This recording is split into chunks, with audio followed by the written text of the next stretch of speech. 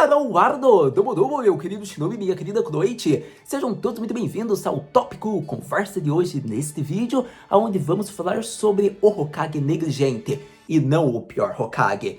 Há uma diferença em ser negligente e ser o pior. Eu posso dizer que nosso querido Sarutobi Jichan, nosso querido Sandaime Hokage, ele foi alguém negligente pela forma que ele cuidou do Naruto, sendo o filho do Yondaime Hokage. Posso dizer que ele deixou o Danzo agir pelas sombras de uma forma muito livremente, que acabou acarretando em todas aquelas catástrofes que poderiam ter sido evitadas para ser feitas de formas diferentes. Afinal, o Zetsu iria arrumar uma outra maneira, mas que poderia ter sido evitada por mais tempo. Então, diante disso, eu quero que vocês tenham noção que realmente o nosso querido Sarutobi, ele foi, digamos que, um parafuso muito importante que não ficou fixado e gerou em várias catástrofes. E nisso, ele foi negligente.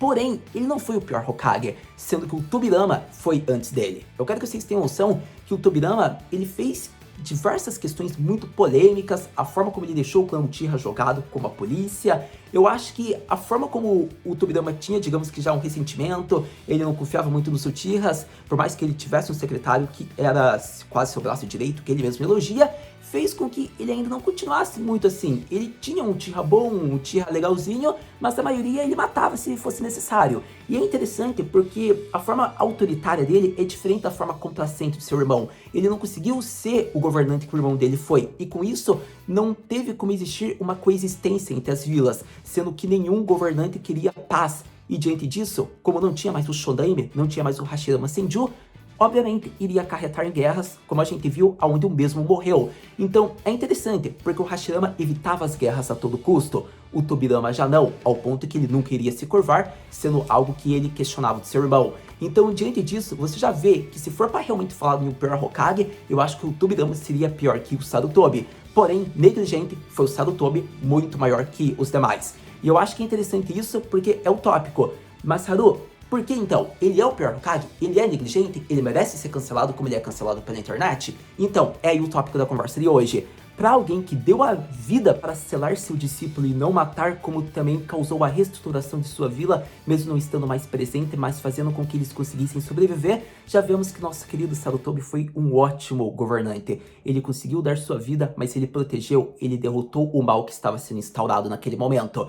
Diante disso, você já percebe o poder de um Hokage. E é interessante porque esse é o primeiro ponto. Ele foi um bom governante por ter protegido, por ter dado a sua vida.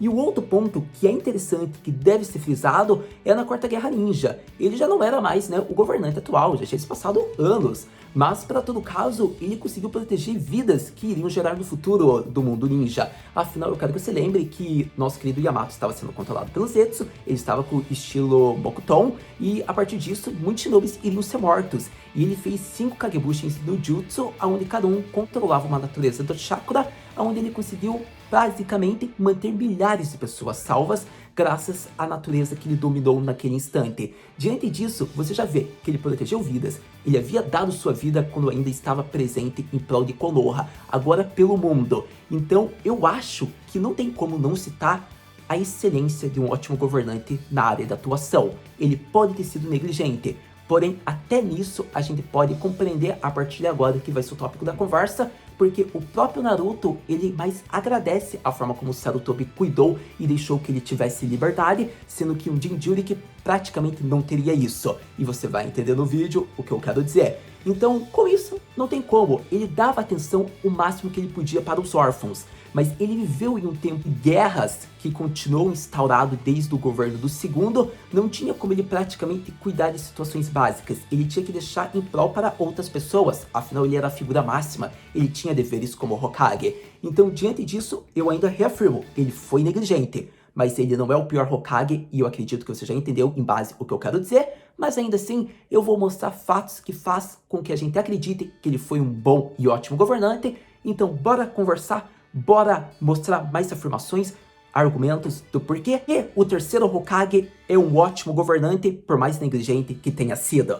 Eu diria que começando a defesa do nosso querido Sarutobi Jichan, vamos logo a Boruto Naruto Next Generations. É interessante porque a obra de Boruto, ele dá muitas respostas para o enredo de Naruto que de certa maneira ficou vago. O enredo de Naruto ainda continua vago mesmo, com Boruto sendo uma continuação direta, praticamente um spin-off. Mas, para todo caso, é interessante porque tem certas coisas que personagens que poderiam ser odiados começam a ser mais respeitados na trama de Boruto devido à forma como é demonstrado e falado. O primeiro momento é que realmente o Sarutobi ele foi negligente.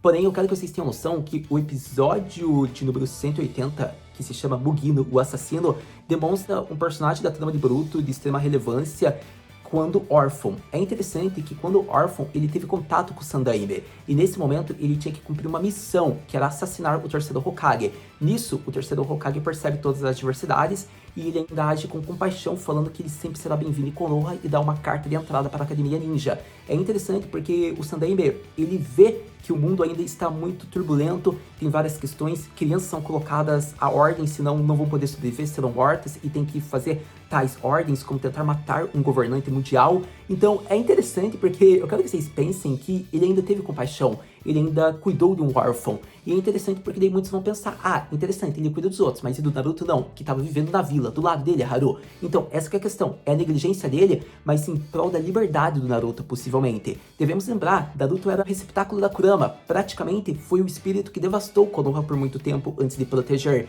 Diante disso, tem que ter a questão, muitos ninjas não queriam ter contato com o Naruto porque perderam familiares. O Iruka foi o maior exemplo, quando ele percebe que o Naruto é o Naruto, mas isso foi o Iruka. Tinha ninjas ainda que não reconheciam o Naruto quando criança e queriam viver longe dele. Diante disso, o Sandaime, ele tentava fazer toda a atenção possível, mas ele também pensava, e se algum ninja tentar fazer algo com o Naruto e eu não conseguir proteger porque eu dei a ordem dele proteger, mas ele desobedeceu? Então é interessante porque iria pagar com uma punição severa, mas eu acredito que aí está uma resposta também do porquê o Sandaime dava liberdade ao Naruto e não permitia possivelmente que muitas pessoas cuidassem dele, o que faz com que ele carregue o peso de negligente. Mas eu quero que vocês tenham noção que todo momento possível que o Sandaime tinha um tempo livre, ele dava atenção para o Naruto. Afinal, no episódio 480 do arco de infância dos personagens principais, a gente viu que o Naruto comia um peixe ao lado do Sandaime Hokage, que perguntou se podia comer ao seu lado. É interessante isso porque você vê que nos momentos que ele conseguia, ele tentava e concedia atenção ao Naruto. Então, devemos lembrar, ele foi negligente, mas estamos falando de um Hokage, de uma figura máxima. Até porque lembra do plot do Naruto, então tinha uma questão árdua de quem poderia cuidar do Naruto. O Sandaime não poderia cuidar o tempo inteiro, porque ele tinha suas missões, seus deveres como Hokage. Então é algo que ainda vai ser carregado. Ele podia mandar a esposa dele cuidar. Mas, para todo caso, como eu disse, o enredo é vago de Naruto. A gente não sabe quem realmente aproximadamente cuidou do Naruto como recém-nascido. A gente acredita que provavelmente foi realmente a esposa do terceiro, mas depois a gente não sabe o que aconteceu até mesmo com a esposa do mesmo. Então, quando você percebe tudo isso, essas questões do enredo que não tem resposta, você até consegue perceber que o Sarutobi, ele teve seus erros, mas sempre que ele tentava, ele dava o seu melhor para tentar se manter ao lado do Naruto, quando o mesmo diz, a partir do episódio, se eu não me engano, de número 190 do enredo de Boruto, que na situação que o Kawaki estava, ele queria ser como o terceiro foi para ele, concedendo liberdade e um lugar para se proteger. Afinal, como um Jinchuriki, todos votaram na opção de trancafiá-lo.